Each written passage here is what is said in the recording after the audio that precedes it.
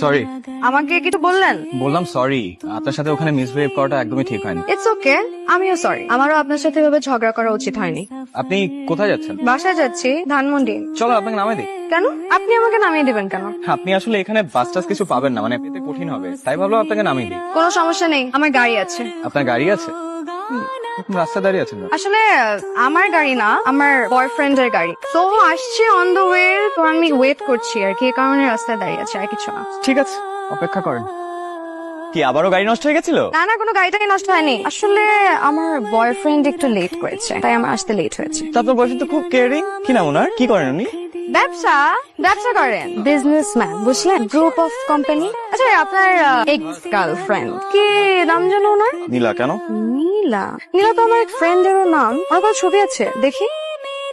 আরে এই নীলা, ও তো আমার ফ্রেন্ড, আমার খুব ক্লোজ ফ্রেন্ড, বুঝলেন? আপনি আগে বলবেন না?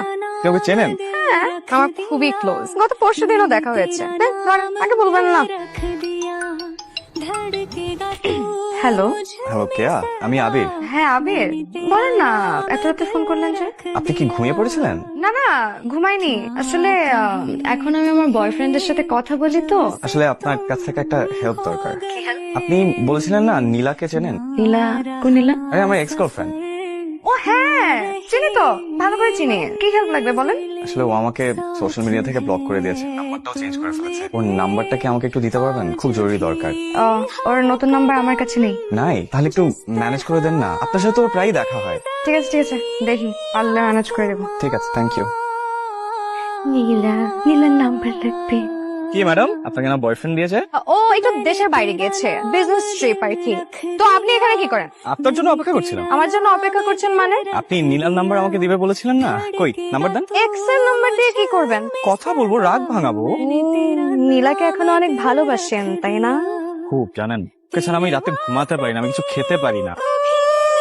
এত ভালোবাসেন, তাহলে ব্রেকআপ করলেন কেন? হঠাৎ একদিন দেখি ও আমার এক ক্লোজ বন্ধুর সাথে রিক্সা করে ঘুরছে। খোঁজ নিয়ে জানতে পারি যে শুধু আমার বন্ধুই না, ও অনেকের সাথে এরকম সম্পর্ক। আমি সন্দেহ করে আমার সাথে ব্রেকআপ করে। এরপর থেকে আসলে কাউকে বিশ্বাস করতে পারি।